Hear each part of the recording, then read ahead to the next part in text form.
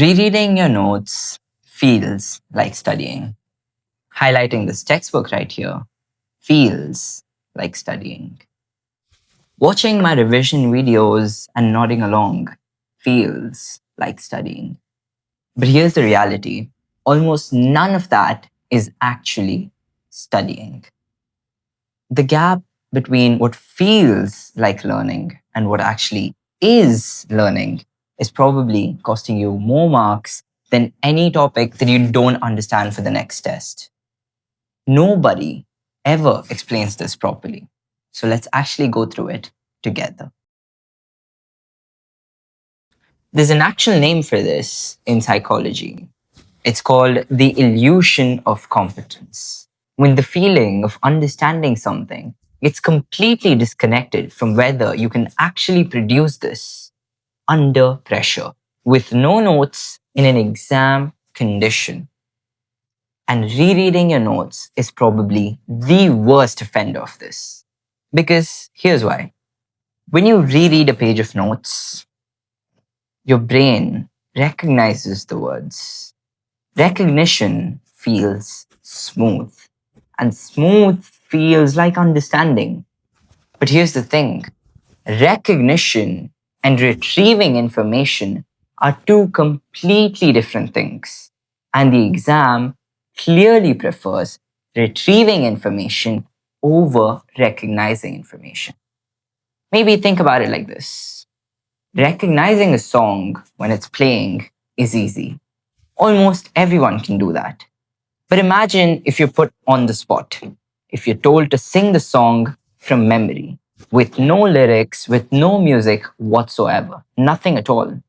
Now that is a completely different game. It requires completely different skills. Most people revise by humming to the song while it's playing, but the exam requires you to sing it completely with nothing in the background. This is why students who say they've studied for 16 hours, for 18 hours, can walk out of an exam feeling, what just happened?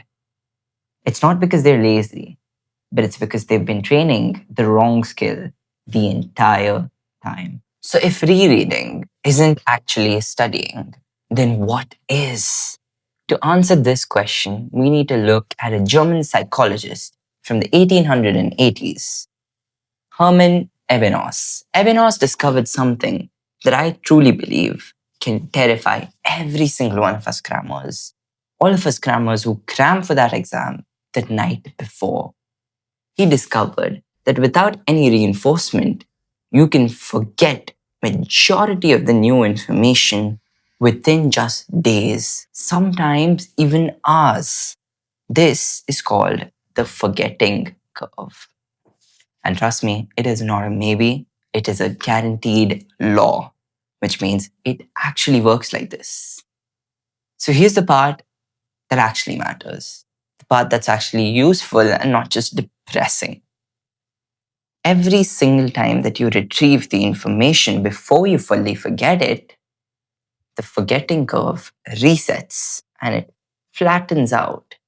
This means that you forget slower every single time you retrieve the information. And you forget slower the next time, and the time after that, and so on and so forth. Which basically means the game of revision isn't about study once and study hard. No, it's about retrieve the information multiple times at spaced intervals before you forget the information completely. Now, this single idea is the foundation of every single thing I'm going to tell you in this video. Based on that, here are the two techniques backed by decades of scientific research in cognitive science. Not some random trends, not something that's actually working on YouTube, but the actual two techniques that define your entire revision. Active recall means forcing the brain to pull out information from memory rather than having your notes in front of you and recognizing that information. Recognition is easy. Retrieving that information is hard. Now, in practice, active recall looks somewhat like this. I want you to imagine yourself taking all of your notes, closing it, and putting it away. Take a blank piece of paper, remember every single thing that you know about that topic from memory, and blurt it out. Just bash it out onto that paper. This is a form of active recall.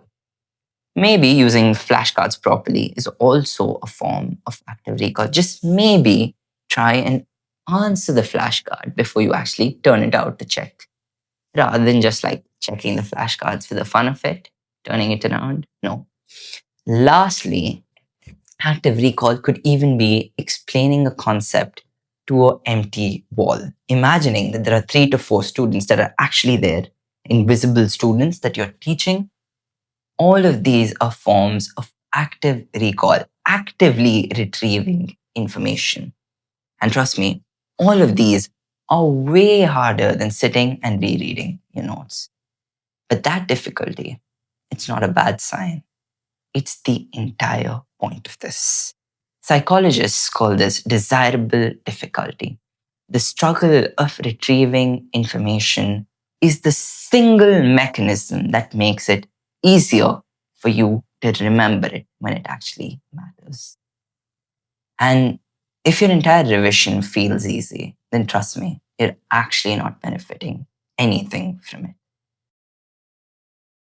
This is active recall's partner. Instead of reviewing it once and moving on, or cramming the same topic 5 times in one night, you review it at increasing intervals. After one day, then after 3 days, then after 1 week, then after 2 weeks, and so on and so forth. This matches exactly what the forgetting curve has taught us. Every single time you retrieve the information before it fades out, and every single time you retrieve that information, you're resetting the forgetting curve. It flattens out. And most importantly, you're putting in lesser and lesser effort each time as your memory strengthens of that topic. Combine these both, and you get the actual formula for studying. Active recall decides what you study.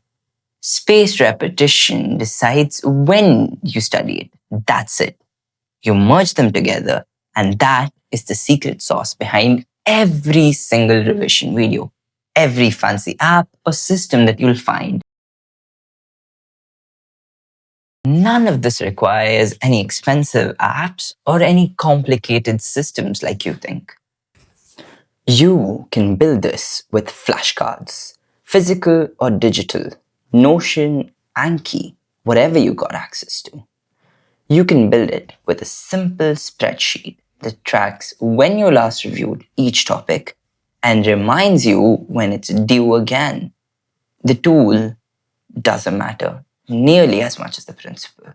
If you're testing yourself instead of rereading, and you're spacing that testing out instead of cramming it into one sitting, you are doing the 2 things that decades of scientific research have proven that actually move the needle.